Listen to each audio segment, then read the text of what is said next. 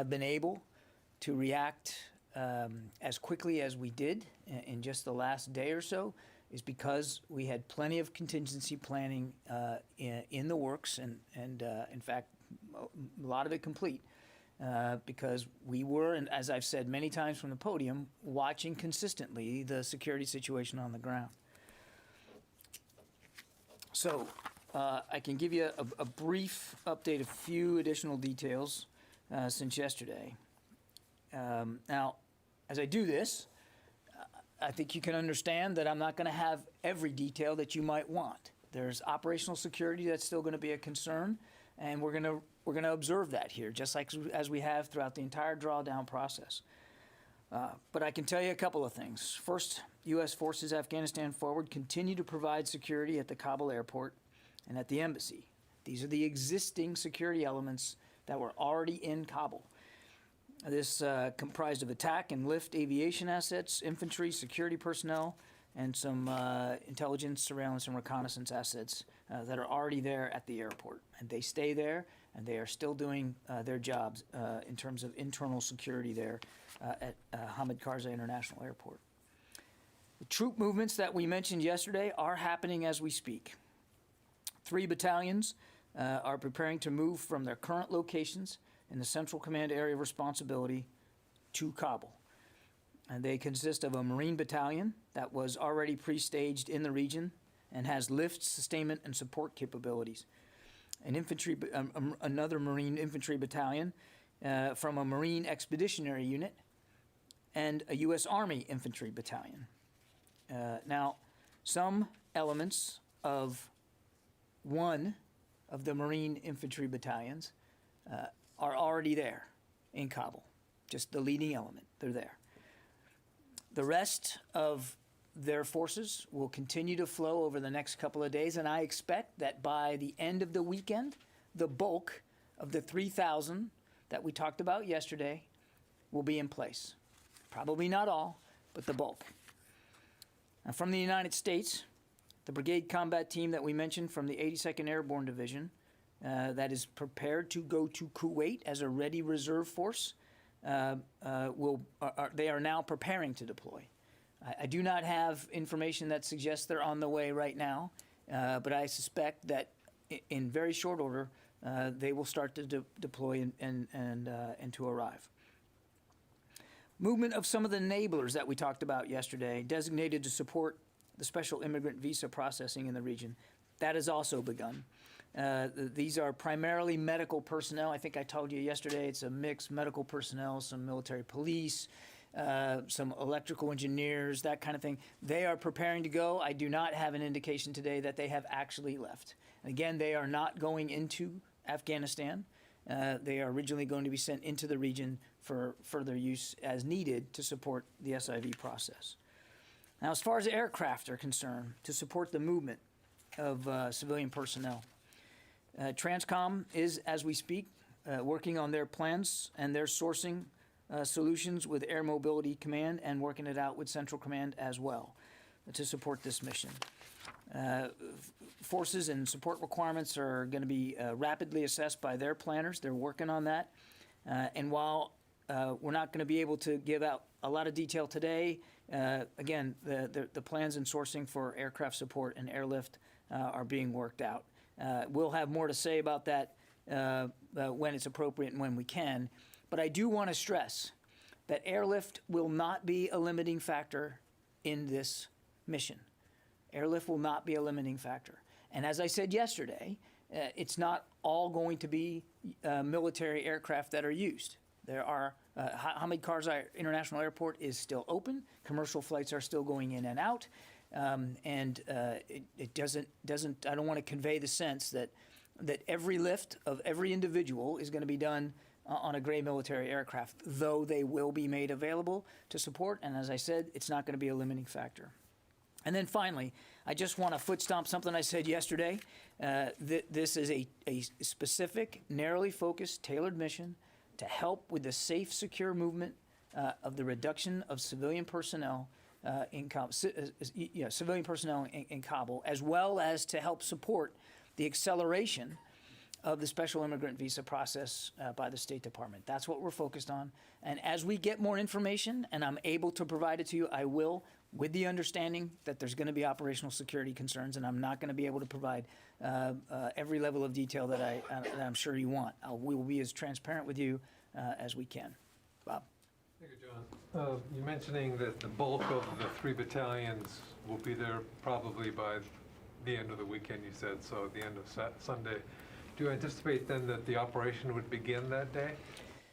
The operation has begun, Bob. I mean, the movement of forces to Kabul has begun. That's the military side of it. I can't speak to the timing of the State Department with respect to their reduction.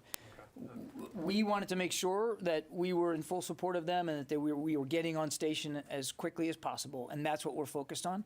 As for when departures will occur and how many on a daily basis, that's really my colleagues at the State Department for them to speak to. Can I ask a follow-up? Sure.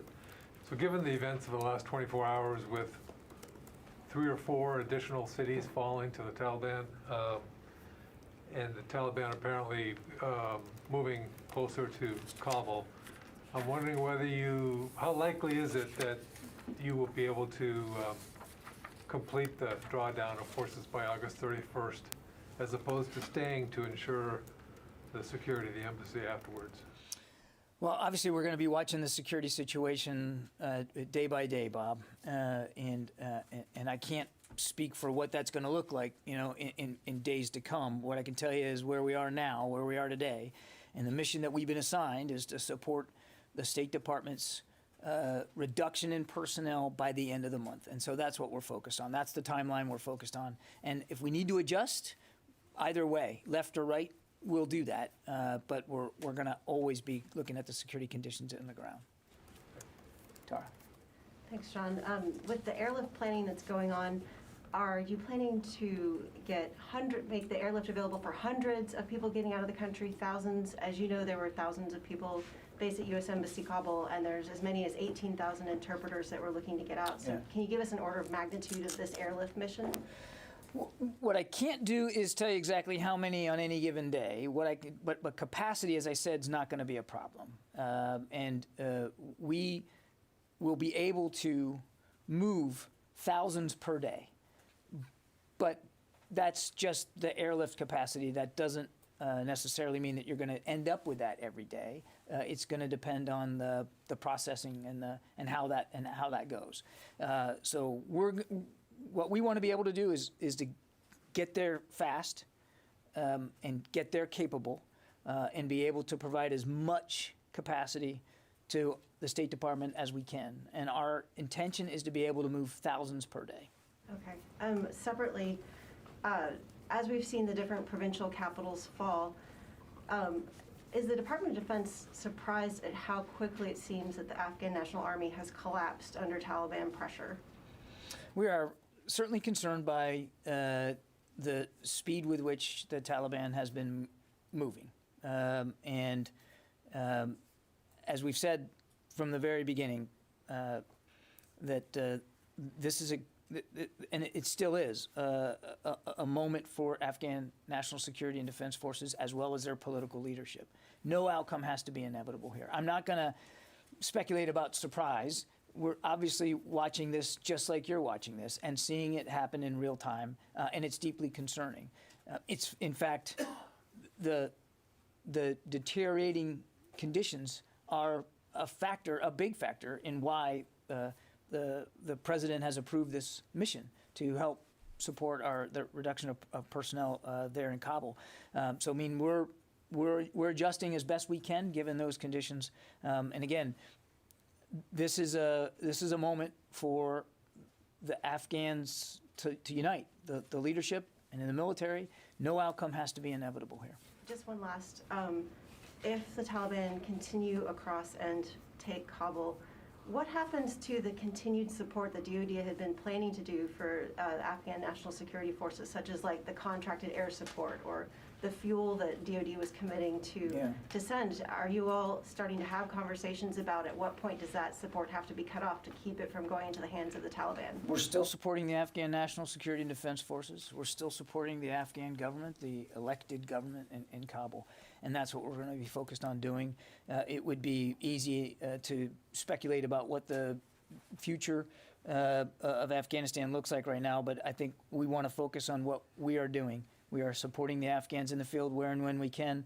We're still working on contract support for over-the-horizon.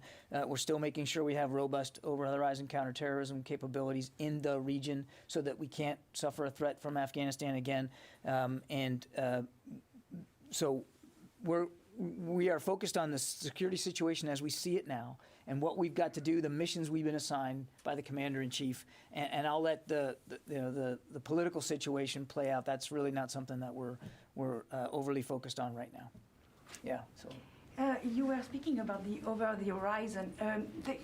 Obviously, the U.S. has been conducting airstrikes regularly every day for the last few days, and it didn't stop the advances of the Taliban. So if you cannot stop the Taliban from over the horizon, what you are trying to do right now, how are you going to stop Al-Qaeda from over the horizon? Sylvie, the over-the-horizon counterterrorism strikes and capabilities still exist and will exist going forward. We have never said that airstrikes are a panacea. You said, we weren't able to stop the Taliban. We have said from the moment we started drawing down that we're going to continue to support them where and when feasible, with the understanding that it's not always going to be feasible. And we've never argued that our airstrikes from the air were going to turn the tide on the ground. What we have said is that the Afghans have the capability to do that. And we still believe that they could make a difference on the ground. We will do what we can from the air, but they have the advantage. They have greater numbers. They have an air force. They have modern weaponry. It's indigenous forces that can make the difference on the ground. And that's so our support to the Afghans was really done in that vein. And again, as for counterterrorism, as you heard the Secretary say himself, there's not a scrap of the earth that the United States military can't hit if it's needed.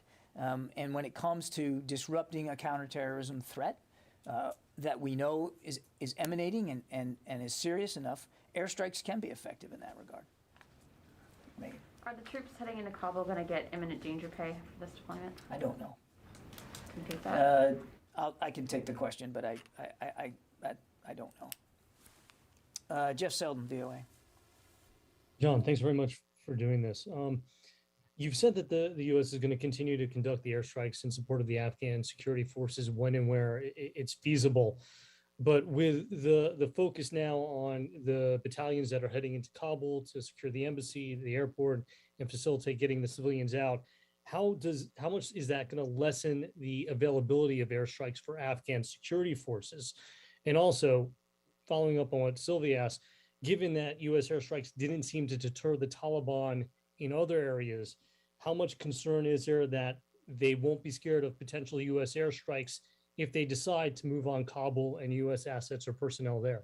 Well, I'm not going to speculate about moving on Kabul, and I've never talked about future operations. I'm not going to start doing that today, Jeff. But to your other question, the kinds of support that we are providing and able to provide Afghan national security and defense forces in the field, those authorities still exist, those capabilities still exist. And General McKenzie can use those capabilities to the degree that he sees most fit. That is a separate and distinct set of missions than what we have now been ordered to do in terms of helping with our State Department colleagues reducing the size of their footprint in Kabul. And so those are two separate sets of authorities and capabilities, and I think that's about where I'll leave it. Yeah, Court. You said a couple of times that you're concerned with the speed with which the Taliban has moved, but I think the big question is not the concern about the speed, but surprise. So again, I have to ask, is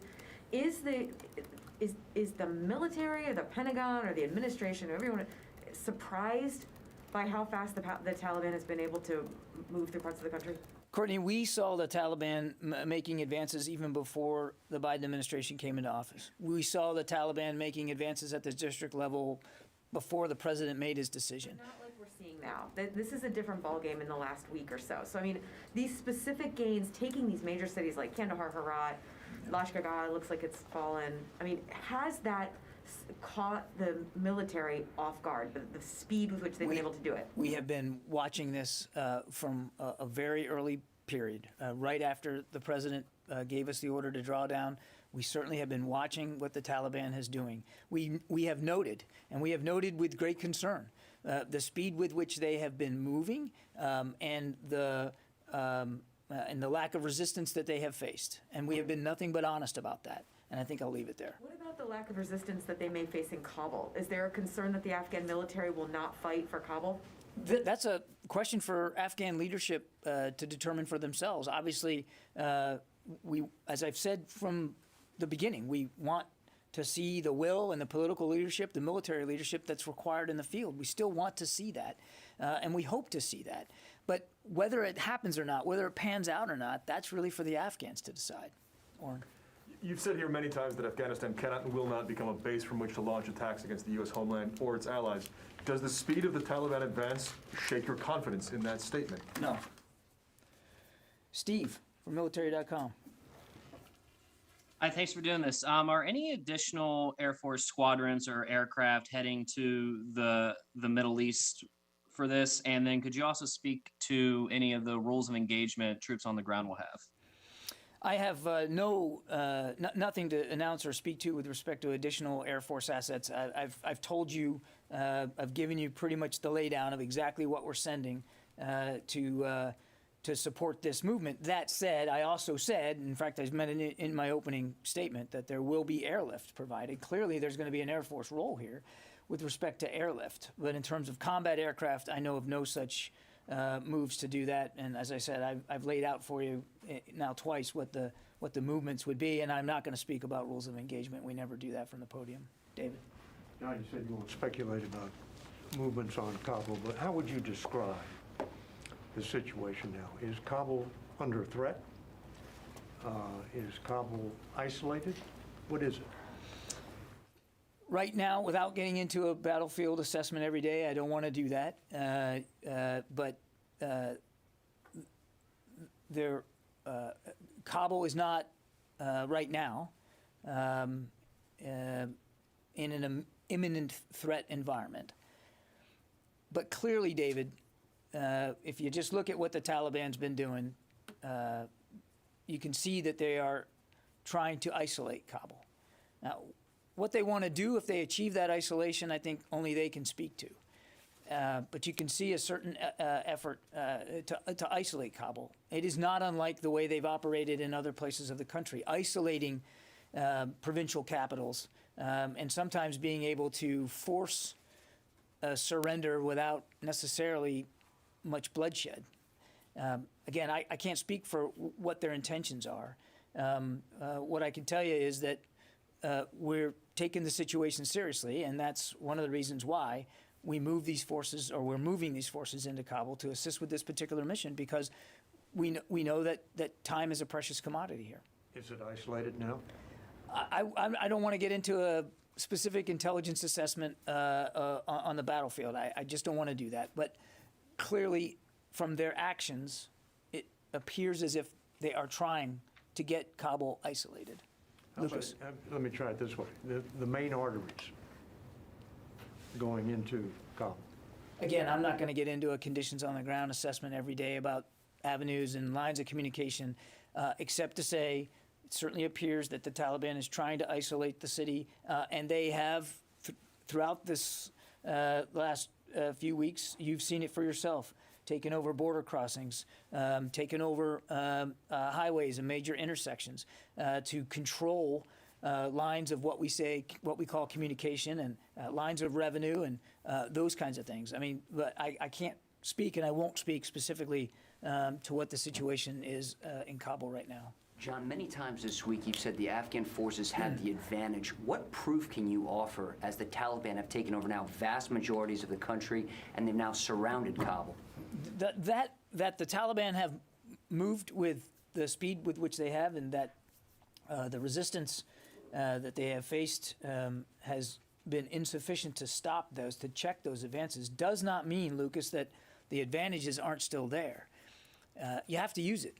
You have to be willing to apply it. Any sense, John? Yes, if you're it saying does. that they have all the advantages as they're getting crushed on the battlefield, it makes no sense to say they have the advantage. The Taliban appear to have all the advantages right now. Lucas, I appreciate the effort again. They have greater numbers. They have an Air Force, a capable Air Force, which, oh, by the way, is flying more airstrikes than we are every day. They have modern equipment. They have organizational structure. They have the benefit of the training that we have provided them over 20 years. They have the material, the physical, the tangible advantages. It's time now to use those advantages. Is the U.S. military prepared to evacuate all Americans from Kabul and help close the U.S. Embassy in Kabul if the State Department requests it? Our mission right now is to help the State Department reduce their personnel, their civilian personnel in Kabul, and to assist with their acceleration of the SIV immigrant visa process, the special immigrant visa process. That is what our focus is on right now. How close is the U.S. government to closing its embassy in Kabul? You'd have to talk to my colleagues at the State Department. They get to decide that. They have made it clear, though, that as of today, they are reducing, not eliminating, their diplomatic presence in Kabul. We are simply helping them support that reduction. And after a night of sleeping on it, are these 3,000 U.S. troops going to Kabul? Is this a combat deployment? I didn't sleep on that question, Lucas. I thought I answered it pretty well yesterday. You did, hold on, you didn't answer it, John. John, these soldiers and Marines that are fully kitted out, putting on night vision goggles, landing in Kabul, taking positions at the airport, they're going to a combat zone, are they not? They're certainly going into harm's way, Lucas, and Is they this a will combat have zone? Lucas. They will have the right of self-defense. They will be armed, and as I said yesterday, and I don't think I could have made it any more clear, that if there is an attack upon our forces, our commanders have now and always have had the right and responsibility to defend themselves. And any attack on our forces in Afghanistan will be met swiftly with a forceful and an appropriate response. And I know, listen, I know you want to get into the nomenclature here. Nobody's walking away from the fact that this is potentially dangerous. In fact, I think one of the things I said at the opening of the press conference was I'm not going to provide a lot of operational detail because we know it's dangerous. We're all mindful of the perilous situation in Afghanistan and the deteriorating security situation, Lucas, and I find it a little I find it frustrating that you're trying to pin me down on a nomenclature here, like we're afraid to say the word combat.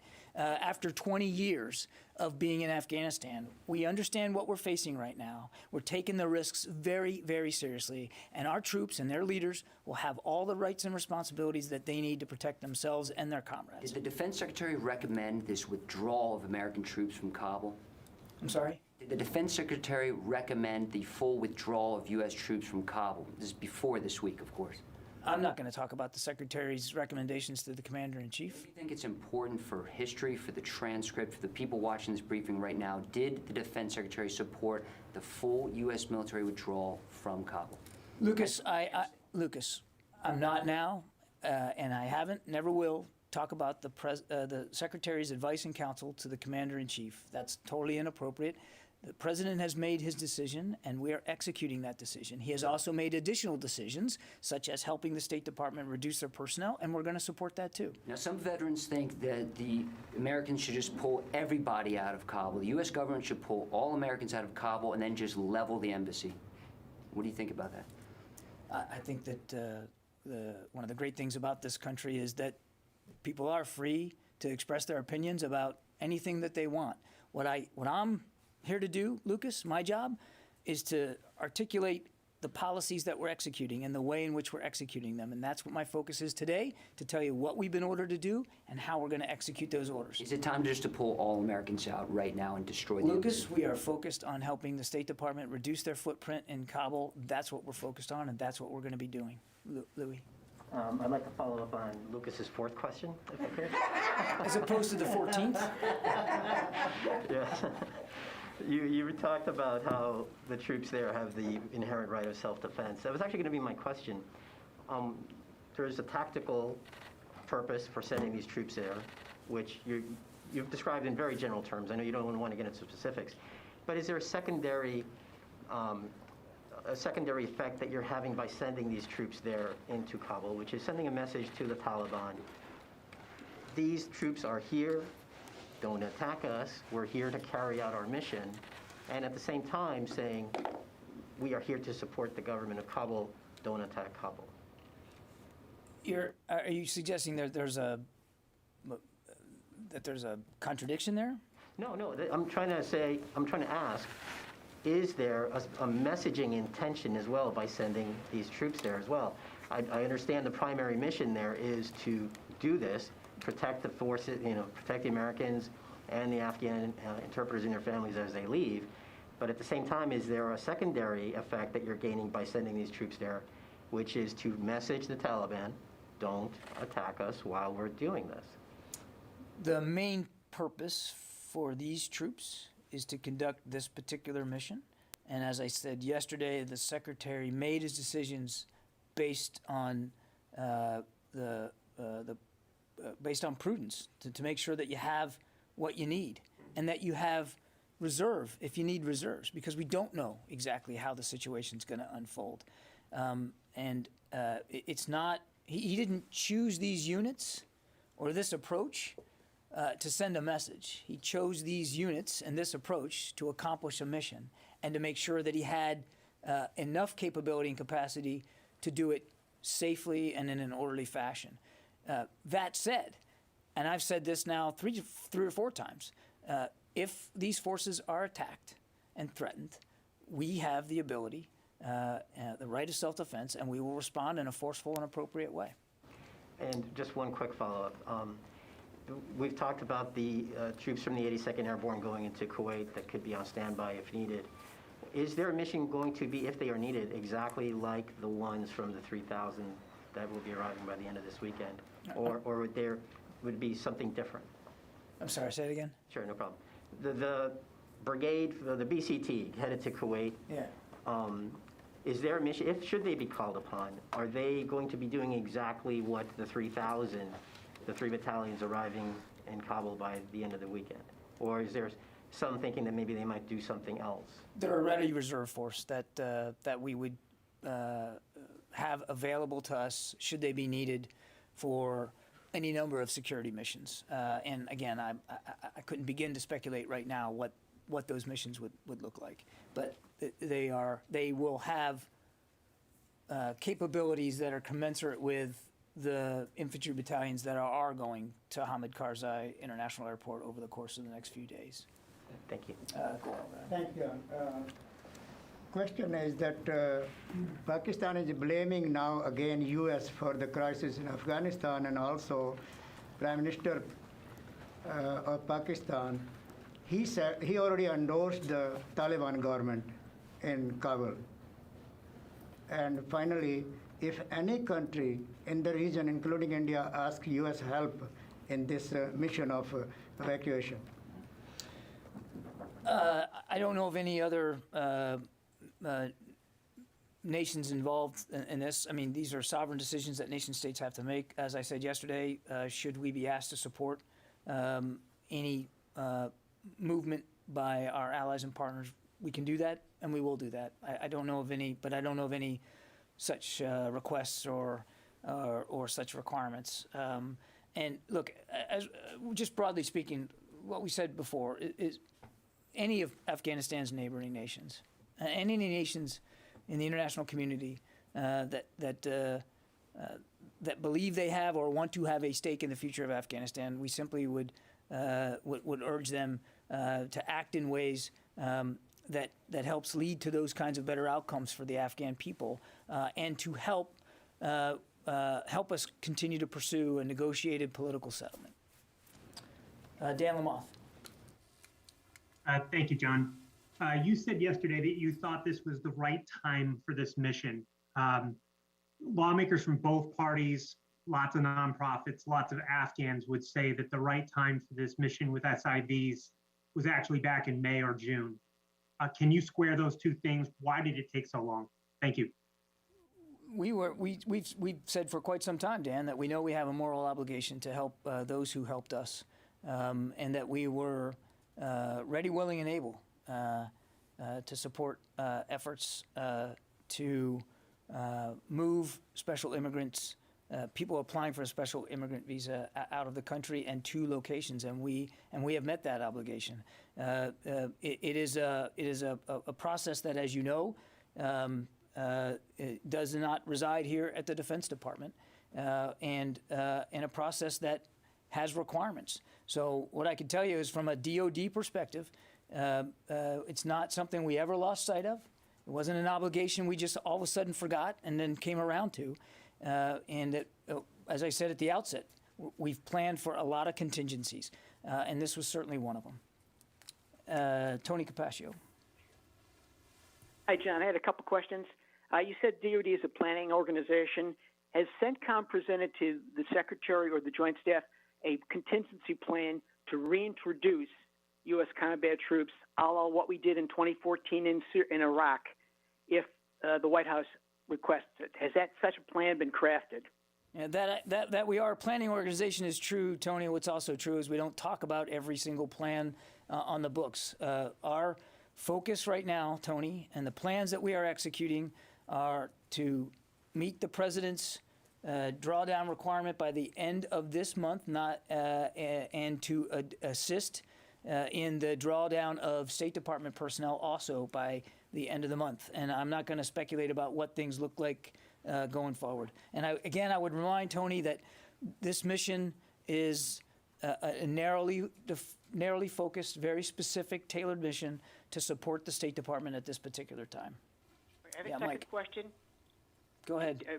Okay, second question. You've heard the narrative and the questions from reporters and everybody else about, is this a repeat of the fall of Saigon? You're not a historian, but I know that the Secretary, a number of you guys are thinking, how do you answer that question? Can you give a sense of where the analogy is apt and where it's a very bogus, fallacious analogy to equate what's going on now with the potential fall of Saigon? Yeah, Tony, what I can tell you is we're not focused on the history of the Vietnam War. We're just not. We're focused on meeting the requirements that we have today. That's where our headspace is. Certainly we've seen the punditry and the commentary. I think it's best to leave that to historians.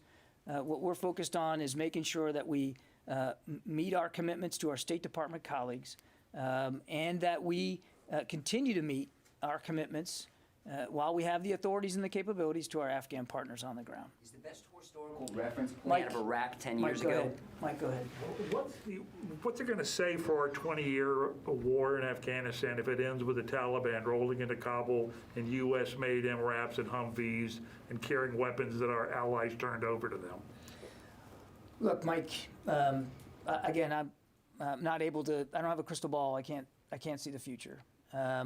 And what I can tell you is our troops who deployed to Afghanistan after 9/11 did what they were sent there to do, which was to prevent Afghanistan from being a safe haven for terrorist attacks upon the homeland, and to severely degrade the capabilities of groups like Al-Qaeda. In the process of that effort, a lot of progress was made in Afghanistan, progress which we obviously don't want to see put at greater risk. Going forward, we're going to do a couple of things. We're going to make sure that a terrorist threat can't emanate from Afghanistan again by maintaining robust over-the-horizon counterterrorism capabilities in the region. And we're going to continue to support our Afghan partners bilaterally through maintenance support, through financial support, and we're going to continue to want to see a stable, secure Afghanistan. The other thing I would say is that we want to continue to see that there's a negotiated political settlement here for governance going forward. So that's what our focus is on right now. Do you really think the Taliban is interested in negotiating? They seem not interested in that. I mean, do you really think that they are legitimate negotiating partners? I think that's a question for Taliban leaders to speak to. They have team in Doha. They have participated in the past in negotiations. Now, whether they're still interested in that or not, I think is for them to speak to. We are still interested in seeing that outcome, and so should the rest of the international community. Can I do one follow-up on Mike's question? Yeah, go ahead. On the weapons, will the U.S. allow, if it looks like the Super Tucanos or other advanced aircraft that we've provided Afghan forces over the years, will the U.S. allow those aircraft to fall into Taliban hands, or are there plans underway to make sure that doesn't happen? I think you can understand why I'm not going to speculate about that, Tara. We've got, there is an Afghan Air Force in place. They are flying missions every day. We have made commitments to help improve their capabilities. Those commitments remain in place, including refurbishing Black Hawk helicopters, helping them finance the refurbishment of some of their Mi-17s in terms of financial, contractual support, and then the provision of Super Tucanos. I'm not going to speculate about the destruction of personnel, the destruction of property going forward.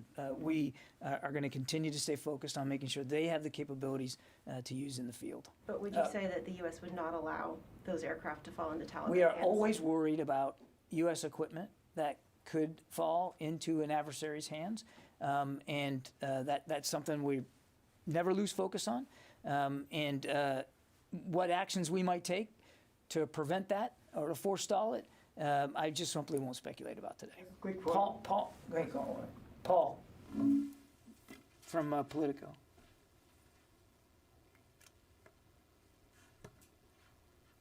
Okay, I guess Paul's not there. Jeff Shogel. Thank you. I just wanted to clarify something you had said earlier. You said with the airlift, the military will be able to move thousands of people per day. Were you speaking specifically about Afghans? So should I say, John Kirby said the military will have the ability to move thousands of Afghans and their families per day? Jeff, I think you can surmise that when I say thousands of people, that would include a population of Afghans, of course, that are being processed through the special immigrant visa program, including their families. Okay, that's about it for today. Thank you. Thank you very much. We're all set. We're all set.